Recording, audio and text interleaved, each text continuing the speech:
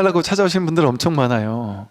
제가 그 스님들 영업 비밀을 알려드리면 스님들이 꿈의夢 어떻게 하겠어요? 그 법칙이 있습니까? 뭐가 있습니까? 차라리 제가 옛날에 배워보니까 뭐죠? 저 프로이드 뭐 심리학 그쪽에서 보면 꿈의夢 하는 걸 이렇게 가르쳐요.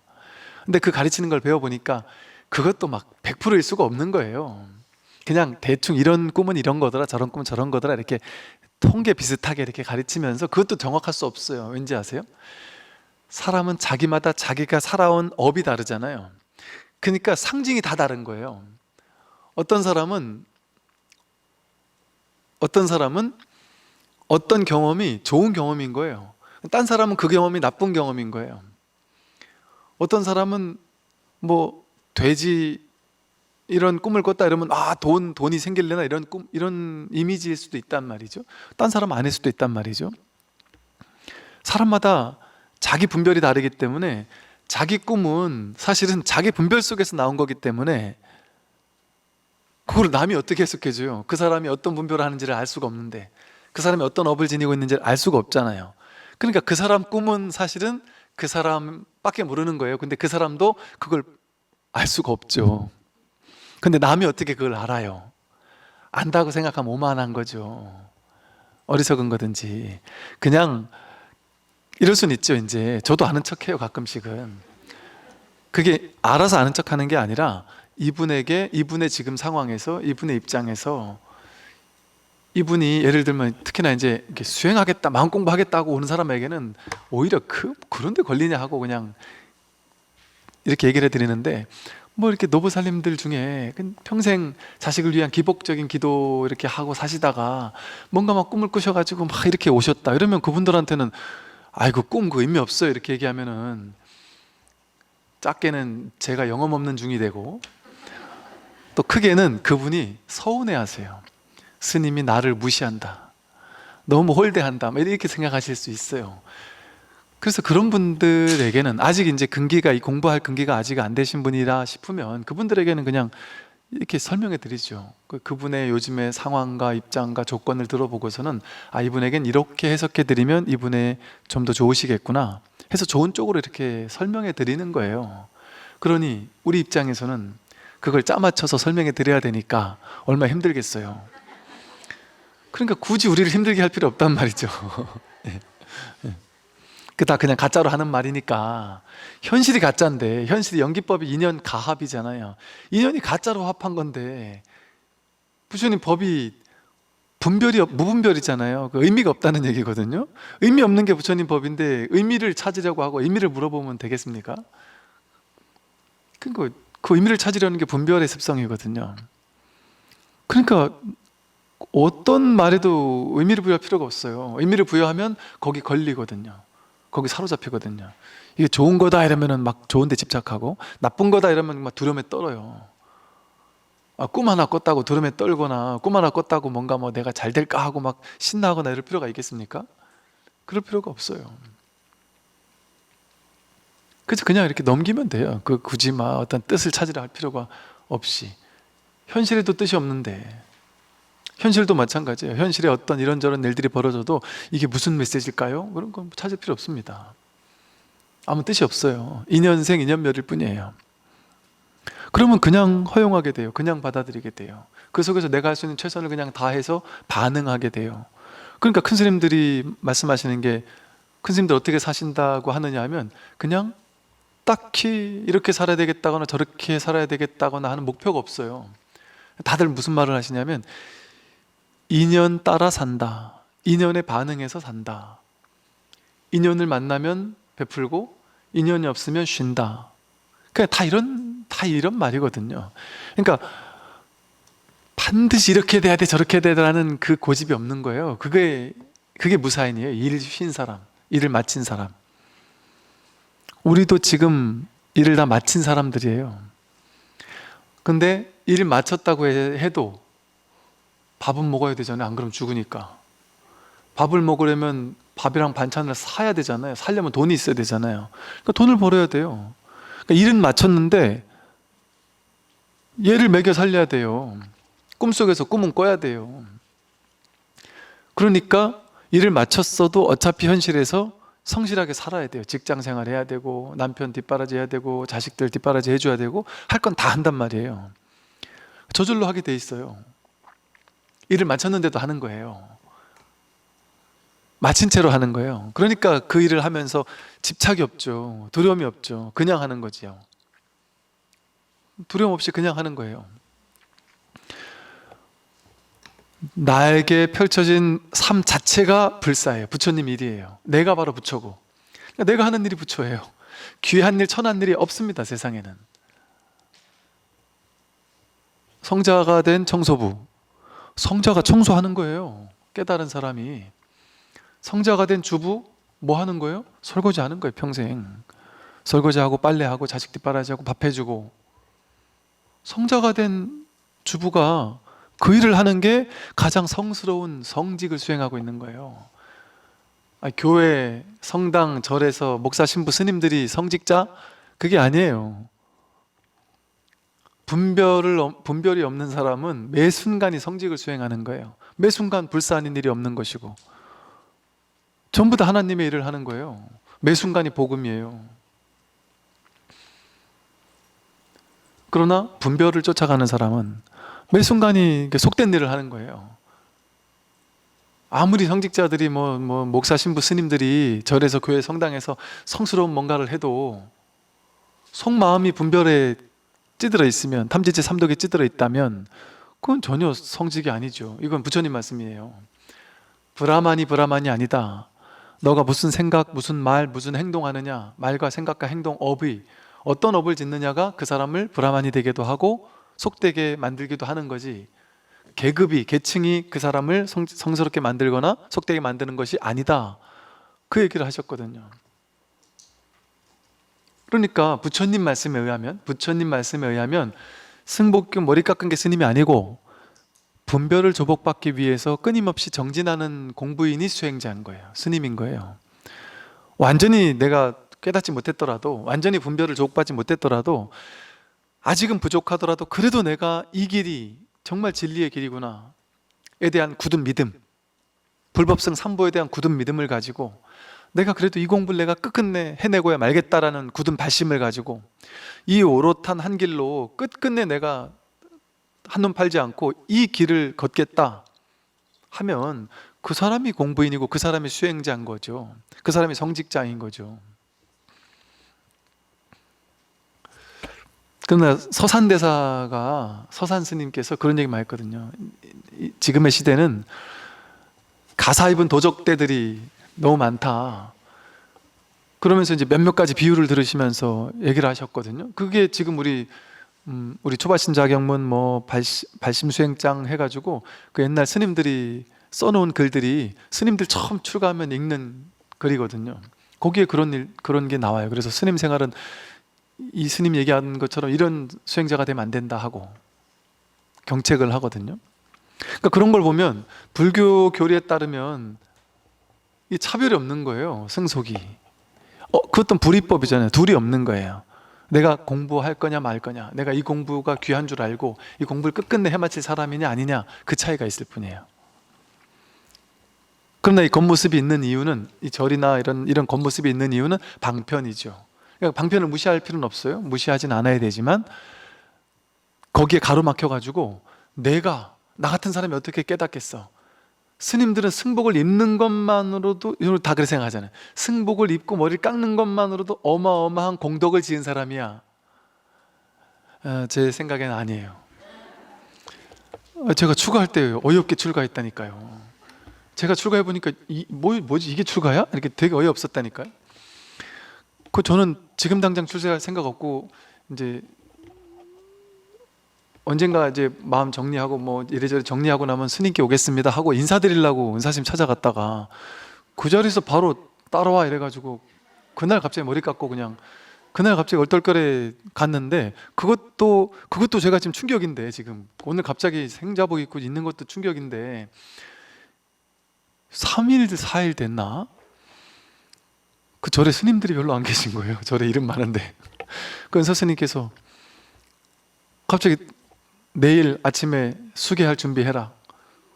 그래가지고 스님들끼리 법당에 모여 앉아가지고 은사스님이 저한테 수계계를 주고는 가사를 주시는 거예요. 승복을 입히고. 그러니까 우리 절에 제가 공양주 보살님 별 면목이 없더라고요. 이게 6개월 행자 기간을 거쳐야 되는데 3일 만에 갑자기 스님이 뚝딱 돼가지고 그 옆에 공양주 보살님 저한테 그러더라고요. 야, 스님 참, 스님 보면서 저는 스님 되기 진짜 쉽구나라는 걸 알았습니다. 이렇게 얘기를 하는데 제가 민망하더라고요. 그래서 내가 스님 맞나 싶은 거예요. 이렇게도 스님이 되나 싶었다니까요. 그럼 그 사람은 스님일까 아닐까요?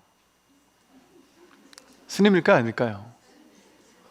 아니, 부처님 당시에는 보니까 부처님이 출가하겠습니다 하면 오라 비고요. 계율, 의식, 절차도 필요 없어요. 오라 비고요. 끝. 그 스님인 거예요. 그냥 바로 머리 깎고. 근데 스님 제가 오늘 살다 보니까 안 되겠는데 나가야 되겠습니다. 그러면 그래 가라 비고요. 그럼 가는 거예요. 그냥. 갔다 내일 다시 오면 또 오라 비고요. 이게 몇 번 왔다 갔다 해도 상관이 없는 거였어요. 그러니까 그게 출가한 거예요. 거기 뭐 대단한 게 있어요. 그런데 우리는 2500년이라는 역사를 이어오면서 출가하는데 6개월이 필요하고 뭐 행자 교육도 필요하고 위의도 필요하고 절차도 필요하고 출가를 할 때는 스님들이 막 여러 명의 스님들 모여서 막 어떤 의례 의식을 하고 막 연비도 하면서 뭔가 장엄한 분위기를 자아내요. 그 속에 딱 수계받는 날 되게 감동스러워요. 막 연비하고 할 때 막 아프면서도 막 감동스러워요. 막 발심이 되고 막 그래요. 그런 것들을 이제 장엄을 하는 걸 통해서 의례 의식을 통해서 사람들의 신심을 돈발하기 위한 어떤 좋은 제도들이 역사 속에서 만들어진 거죠.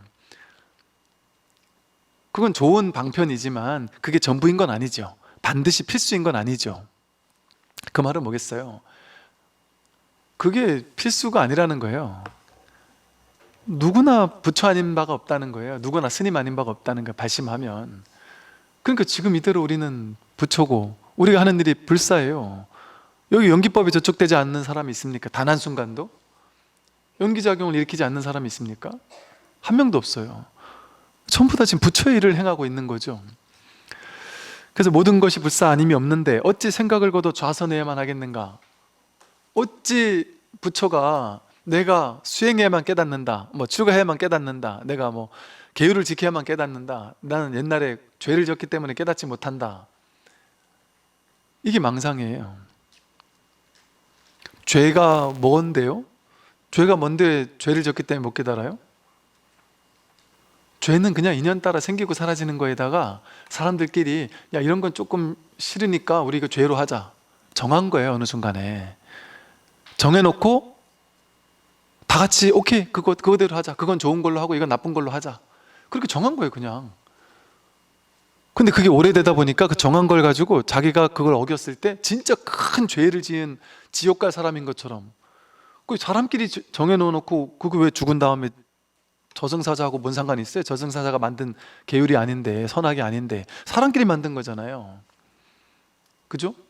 저승사자가 저 천상세계에서 만든 게 아니잖아요. 이게 예를 들어 우리나라는 야 한 남자는 한 여자를 사랑해서 결혼하는 걸로 하자, 한 남자가 두 여자가 한 남자, 이건 안 된다, 이렇게 정한 거 우리끼리. 그건 선이야 이렇게 정한 거예요. 두 사람하고 결혼하는 건 나쁜 걸로 하자 이렇게 정한 거예요. 그건 티벳 같으면 한 여자가 여러 남자 데리고 사는 걸로 하자 이렇게 정한 거예요. 그것도 여러 남자가 삼형제, 오형제면 오형제가 다 내 남편인 거예요. 그렇게 정한 거예요. 그게 그러면 법인 거예요. 그러면 제가 듣기를 이게 옛날에 들어서 진짜인지 모르겠지만 어제 사우디아라비아 그쪽에 일을 가셨던 분께서 하시는 말씀이, 거기는 이제 남자 한 명이 여자를, 아내를 한 뭐 몇 명씩 데리고 사는 거예요. 몇 명씩 데리고 사는데, 또 옛날에 들은 말이에요. 이 남편이, 아내가 여러 명 있잖아요. 근데 얼굴을 다 가리고 있잖아요. 얼굴을 드러내면 안 되잖아요. 그런데 이 남편이 자기의 가장 친한 절친이 우리 집에 방문했을 때 아내 중에 한 명을 이렇게 같이 자게 해준다는 거예요. 좀 그 얘기를 뭐 진짜인지 모르겠어요. 옛날에 20년 전에 그 얘기를 듣고 되게 신기하고 놀라웠고 충격적이었었단 말이죠. 말이 안 되잖아요. 우리가 봤을 때는 정말 상상도 할 수 없는 일이잖아요. 티베트도 마찬가지잖아요. 한 여자가 형제를 데리고 산다, 이게 지금 우리 생각은 말이 안 되잖아요. 근데 그냥 그거를 맞다고 하자 했으니까 자기네들은 그걸 옳은 거라고 정의 내린 거예요. 그게 사람끼리 한 거잖아요. 그러면 저승사자나 염라대왕은 한국 사람일까요? 아니면 티벳 사람일까요? 그 어느 나라 법을 맞다고 할까요? 이게 옳고 그름이 정해져 있는 게 있냔 말이죠. 범죄가 이 나라에선 범죄인데 저 나라에선 전혀 범죄가 아닌 것도 있을 수 있죠. 그 선악이라는 게 사람들이 만들어 놓은 거예요. 만들어 놓은 거. 또 똑같은 일을 하고도 어떤 사람은 나는 정말 뿌듯한 일을 했어 이러기도 하는데, 어떤 사람은 나는 큰 잘못을 저질렀어 이럴 수도 있어요. 자기 마음에 따라 다를 수 있단 말이에요. 난 옳은 일을 했어 하고 뿌듯할 수도 있단 말이에요. 그럼 그 사람은 옳은 일을 했다고 생각하면 그 사람은 천당 갈까요? 지옥 갈까요? 내가 종교 성전을 일으켜서 종교 전쟁을 일으켜서 사람을 막 죽였어요. 절대 신을 위해서 막 사람을 많이 죽였어요. 그래서 나는 죽고 나서 나는 정말 이제 저 천상세계 갈 거야. 그분이 나를 상을 주실 거야. 그래서 막 너무 꿈에 부푼 마음으로, 왜? 당신의 이름으로 막 전쟁을 해서, 그때는 그게 좋은 건 줄 알았으니까, 그때 당시 사람들은. 그러니까 막 꿈에 부풀어서 나는 천당에 가겠지 하고 너무 좋아했단 말이에요.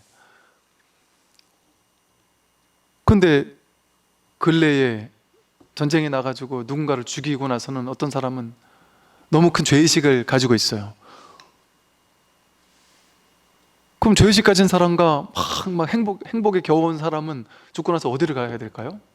어디를 보내야 될까요? 도대체 어디를 갈까요? 아니, 천상세계에 가면은 이 교회법을 따를까요? 절에법을 따를까요? 뭐 이 나라 법을 따를까요? 저 나라 법을 따를까요? 분별이 옳고 그름 자체가 우리 사람 머리에서 나온 거잖아요. 분별에서 나온 거잖아요.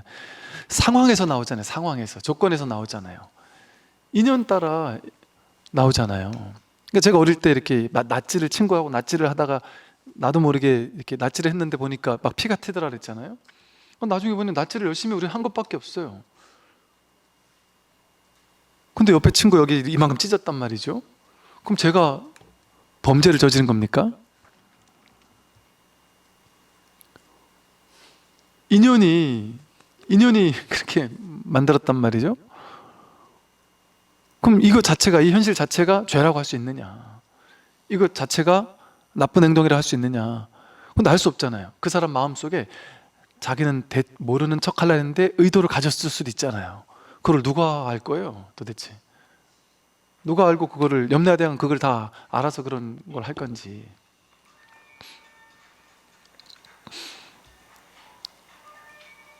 이 소리는 좋은 소리인가요? 나쁜 소리인가요? 이게 좋을 것도 없고 나쁠 것도 없어요. 그냥 이럴 뿐이에요. 그냥 이처럼 이 세상의 분별의 세계는 자기가 만들어서 자기가 거기 사로잡혀 있는 것뿐이지, 분별하지 않으면, 선악 이전, 분별 이전에 무분별심으로 딱 돌아간다면 그냥 삶 전체가 불사님이 없고, 우리의 삶이 이곳이 불국토예요. 우리가 극락정토로 죽고 나면 연불 열심히 해서 죽고 나서 극락정토 가자, 이거는 말 그대로 방편이죠. 말 그대로 방편 아니겠어요? 그럼 연불이 뭐가 연불인지 아세요? 석가모니 부처님께서 초기경전에서 말씀하신 연불이 뭔지 아세요? 연불, 연법, 염승, 뭐 염시, 염계, 뭐 이런 식으로 말씀하시는 게 있어요. 그게 진짜 연불의 시초거든요.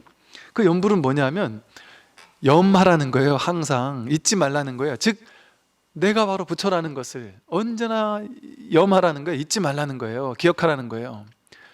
그리고 내가 아무리 힘들고 괴로운 거에 처하더라도, 아무리 힘든 상황에 처하더라도 나는 부처님의 가르침을 공부하는 수행자다. 부처님을 믿고 따르는 공부인이다. 부처님을 항상 기억하고 법을 항상, 나는 삿된 일을 하지 않겠다. 나는 법답게 살 것이다. 여법하게 법대로 살 것이다. 이것을 항상 기억하고, 또 나는 청정한 그 부처님과 법을 따르는 스님들, 또 내가 수행자가 되어서, 내가 공부인이 되어서 부처님과 법을 따르는 이런 청정한 승가 일원이 될 것이다. 그런 마음을 항상 놓치지 말라는 거거든요. 그런 마음만 지니고 있더라도 내가 그것이 공덕이 된다는 거죠. 사실이 그래요. 그래서 이런 말이 있어요. 두려움에 처했을 때, 막 두려워 벌벌벌 떨고 있을 때도 항상 염불염법, 염시를 하게 되면 그 두려움에서 벗어나지게 된다. 내가 삿된 일을 하려고 막 내 양심에 어긋나는 나쁜 일을 하려고, 남들에게 안 좋은 일을 하려고 막 도모하고 있다가도 염불염법, 염시를 항상 염두에 두는 사람 어떻겠어요? 그 계약서 도장 찍으려고 하다가 가만히 불법성을 생각하면서 내가 이러면 안 되지, 내가 그래도 진리의 사람인데, 진리를 공부하는 사람인데 하면서 이걸 하지 않을 거 아니겠어요? 그리고 내가 막 그냥 정신없이 막 그냥 사나운 짐승들이나 뭐 사람들하고 막 싸울 일이 처해 있다든지, 아마 충격적인 괴로움 속에서 막 사람들이 칼로 나를 찌르려고 한다든지, 이런 상황 속에서 내가 정신을 차리지 않으면 어떻겠어요? 그 상황에 막 휘둘려 가지고 어떻게 될지 모르잖아요.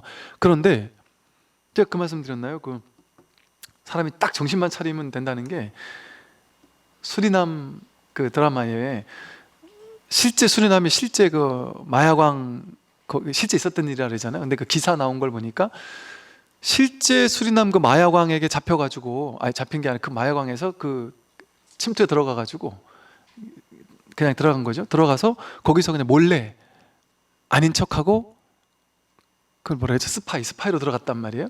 근데 얘가 그 무시무시한 그 마야광 그 사람에게 이 사람이 스파이였다는 게 딱 발각난 거예요. 밝혀진 거예요. 그래가지고 이게 실제 있었다는 일이나.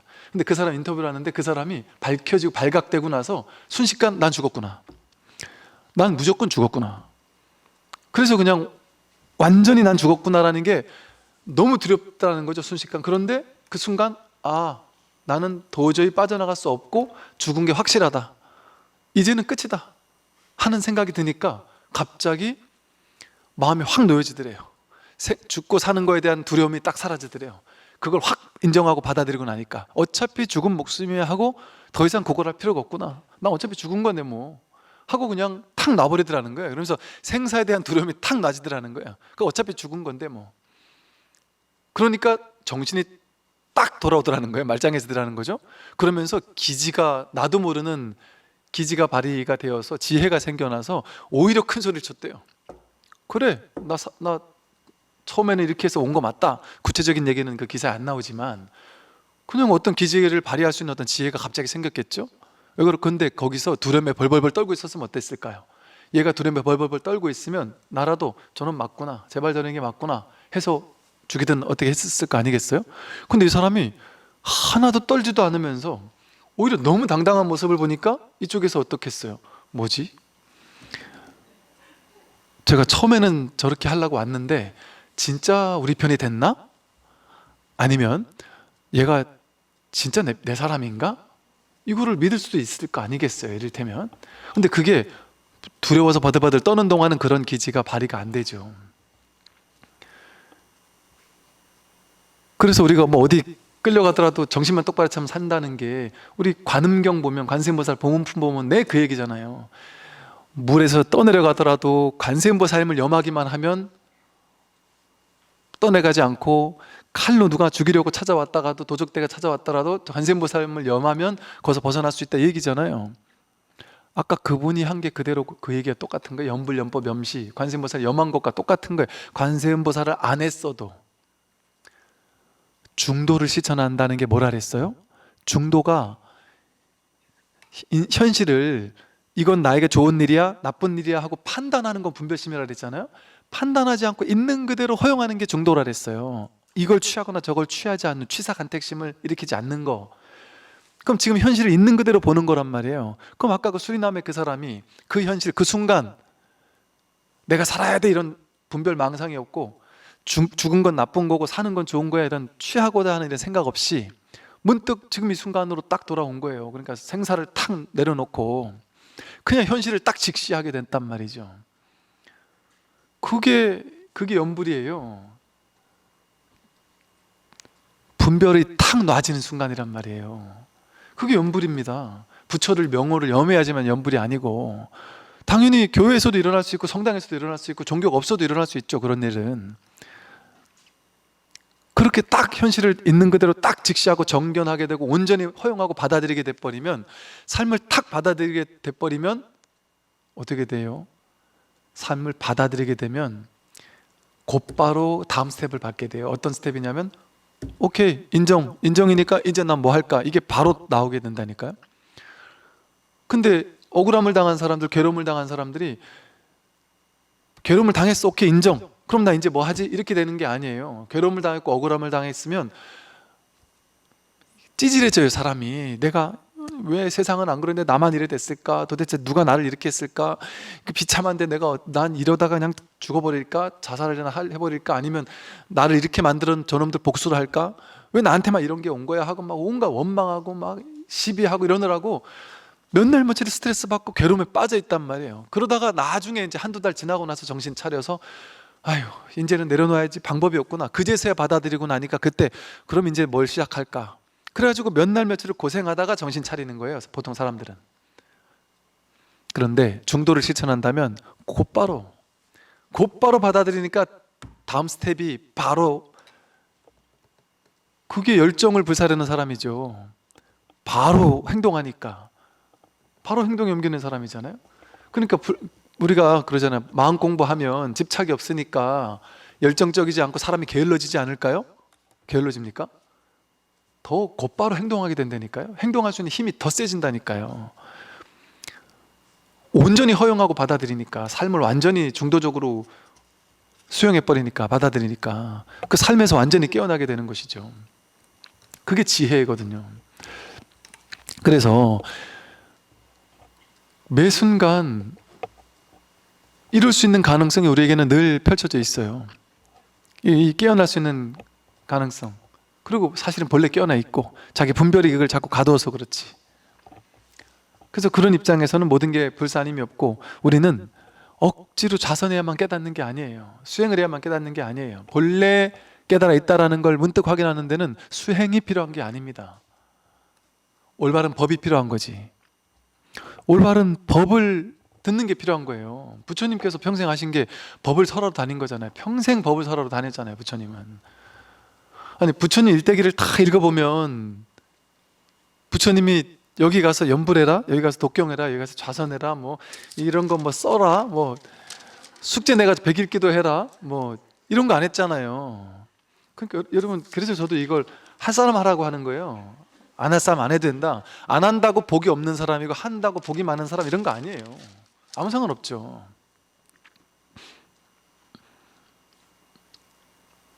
그래서 불교 공부가 쉬운 거예요. 이 세상에서, 이거는 진짜로 진실을 말씀드리는 거예요.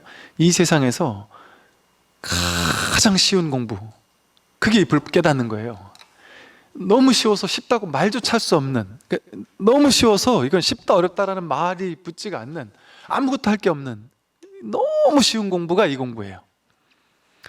그런데 우리에게는 그렇게 받아들여지지 않는 이유가, 우리는 항상 이 문별지와 같이 있으면서도 문별지에 관심이 없었고 분별지에만 관심이 있었어요.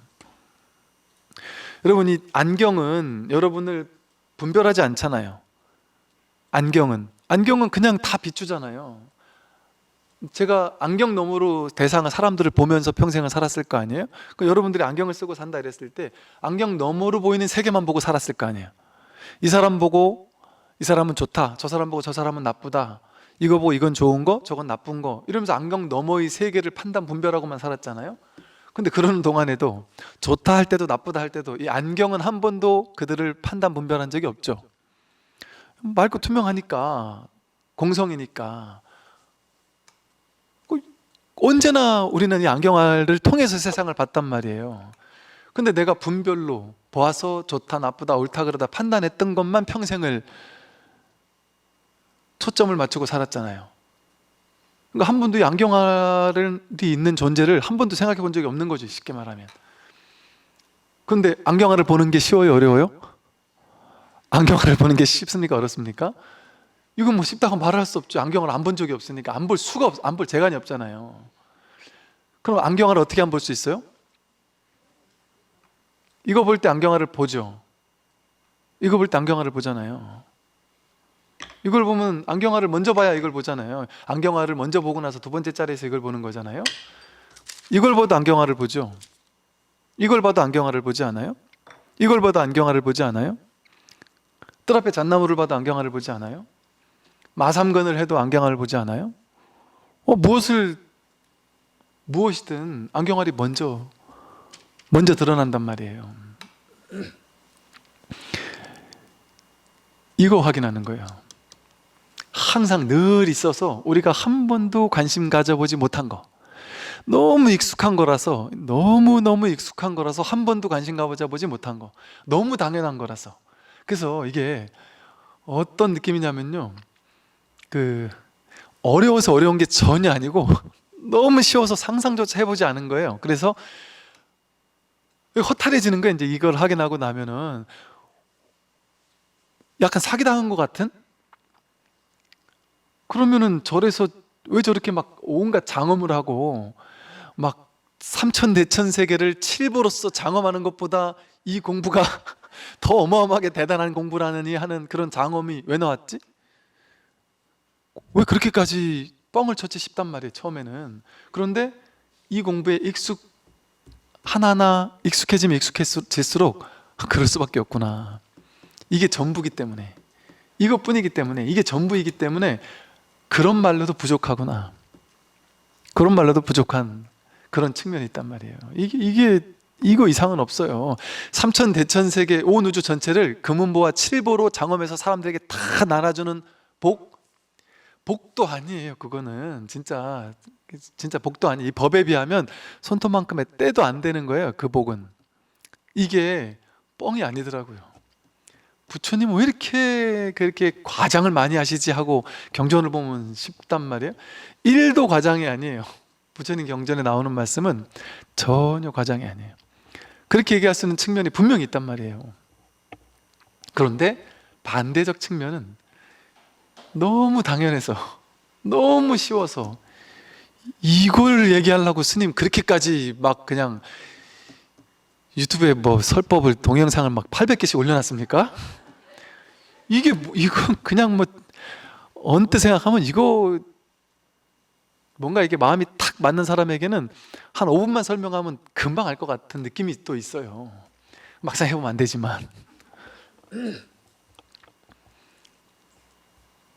그러다 보니까 이걸 확인하고 나서도 확인 안 했다고 생각한 사람들도 은근히 꽤 있어요. 그런 사람들은 어떤 사람이냐면 불교 공부 오래오래 한 사람들, 불교 공부를 많이 한 사람들은 깨달음에 대한 상이 있어요. 깨달음은 이런 걸 거야 하는, 깨달음은 막 세상이 무너지고 눈앞이 사라지고 막 쑥 내려가는 어떤 어마어마한 놀라운 체험이 있어야지만 그것이 깨달음일 거야 라는 어떤 법에 대한 상을 쥐고 있는 사람은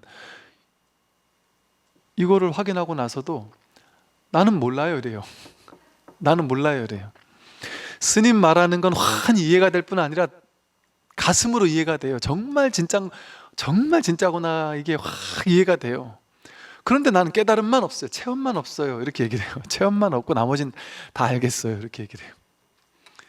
많이 가까운 거예요. 가까운 정도가 아니라 사실은 본인 생각만, 체험 안 했다라는 그 생각만 내려놓으면 사실은 이미 도착한 거예요. 그래서 깨달음은 뭐냐면요, 내가 저것을 깨달아서 얻어야 돼.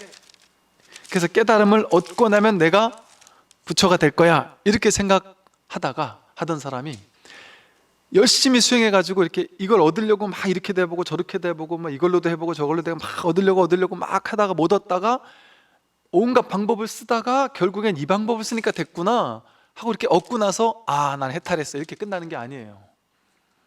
이렇게 끝나는 게 아니고 이 방법 저 방법 막 쓰려고 하다가 이걸 얻어서 끝나는 게 아니구나, 이미 얻어 있구나 해서 저걸 얻으려는 그 마음이 사라지는 거예요.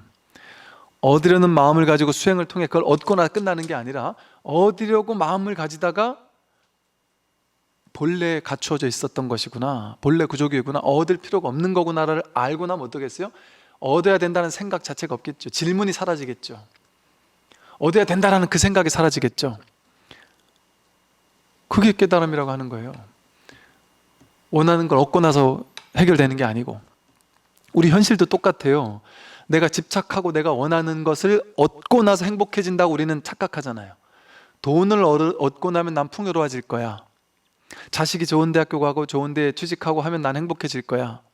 남편이 나한테 잘해주면 난 행복해질 거야. 뭔가 나를 행복해질 만한 것들의 종류를 내가 마음속으로 그려놓은 다음에 그걸 얻고 나면 내가 행복해질 거야 라고 생각하잖아요. 그렇지 않습니다. 그렇게 되려면 죽을 때까지 해도 할 수 없어요. 왜? 상대방이 내 뜻대로 안 되잖아요. 첫째, 내 뜻대로 된다고 하더라도 요건 됐는데 또 다른 게 안 되거든요. 죽을 때까지 내 마음과 딱 맞는 우주법계를 만날 수 있을까요? 절대 못 만나요. 햇볕이 나는 날이었으면 좋겠는데 비가 와요. 세상은 내 뜻대로 안 돼요. 그럼 어떤 게 행복이고 어떤 게 해탈이고 어떤 게 자유자재인 줄 아십니까?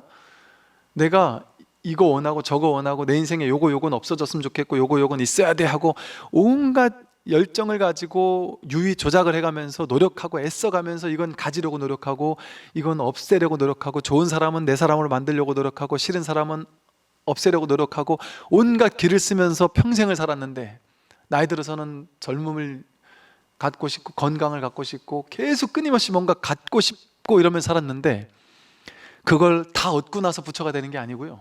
그걸 다 얻고 나서 행복해지는 게 아니고요. 얻고자 하는, 가지고자 하거나 버리고자 하는 취사간택, 가지고자 하거나 버리고자 하는 그 마음이 문득 사라지는 거예요. 그러면 어떻게 될까요? 지금 이대로예요. 눈앞으로 돌아오는 거예요. 목전사로 돌아오는 거예요. 현실로 돌아와요. 지금 여기예요. 지금 여기가 진실이었구나. 아무것도 할 게 없었구나. 지금 여기가 완전히 깨달은 자리구나. 온전히 갖춰져 있었구나. 그래서 일이 끝나는 거예요. 그러면 일이 끝나지 않았나요? 그렇게 되면 일이 끝나지 않을까요? 바라는 게 없고 기대하는 게 없는데 일이 끝난 채로 이제 놀듯이 사는 거예요. 직장 생활하는 것도 놀듯이 하고 남편이 말을 안 듣는 것도 귀엽고 그냥 놀듯이 인생을 그냥 사는 거예요. 죽는 것도 그 에피소드인 거예요. 그냥 생겨나고 사라지는 거예요. 병이 드는 것, 늙고 병들고 죽는 것 그냥 에피소드라니까요. 그냥 우리가 그걸 보는 게 자기지 실제 늙는 게 자기가 아니에요. 자기는 늙지도 않고 죽지도 않아요. 그러니까 여러분 묘하게 이걸 경험하지 않나요? 여러분이 가만히 있으면 내가 남자인지 여자인지도 모르잖아요. 그죠? 그런데 그냥 한 생각도 없이 가만히 있으면 가만히 있고 있는 이걸 바라보는 놈이 있지 않나요?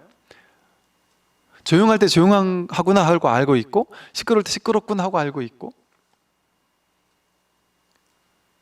나는 몇 살이고 나이가 많고 나는 몸이 아파. 그건 한 생각 이렇게 있을 때 얘기고 실제는 한 생각도 일으키지 않을 때 그냥 그게 다 허상이잖아요. 나이 뭐 이런 거 다 허상이잖아요. 진짜 없잖아요. 그 모든 것 뒤에서 이 모든 것을 보고 있지 않아요? 내 나이가 들었어 라고 생각하는 그 생각을 보고 있지 않아요? 이 모든 일이 왔다 가지만 내가 나이가 몇이고 난 여자고 남자고 하는 거를 지금 보고 있지만 사실은 보고 있지 않습니까? 진짜 그게 진짜 자기냔 말이에요. 이걸 어떻게 설명을 해야 기가 막히게 쌈박하게 이걸 설명할까 싶은 게 방금 전에 이렇게 설명하면 쉬울 것 같다 하다가도 말을 하다 보면 이게 말재주가 이게 그게 안 따라간다는 느낌이 너무 들어요. 왜냐하면 이게 말로 표현할 수 없는 거라서 그래요. 이게 말로 표현할 수 없으나 이렇게 확연한 거거든요. 드러나 있는 거거든요. 증명되는 거거든요. 아까 제가 안경알 얘기했듯이 뭘 보더라도 안경알을 먼저 본단 말이에요. 그래서 이게 너무너무 쉬워서 어려운 거예요. 그러니까 탁 지금 여기로 돌아오는 거예요. 그래서 이걸 깨닫고 나면 지금 여기로 탁 돌아와서 삶을 온전히 허용하며 자유롭게 살겠구나. 이것도 맞는 말인데 또 아직 깨닫지 못했다면 현실에서는 그냥 삶을 취사간택하지 않고 온전히 허용하고 살고 완전히 삶이 허용되다 보면 이제 이 법과 가까워지는 거예요. 익숙해지는 거예요. 그러면 이제 문득 이 자리와 개합하기가 더 가까워지는 거죠. 그게 정법에 훈습되는 공부를 하는 겁니다. 네, 수고 많으셨습니다. 성불하십시오.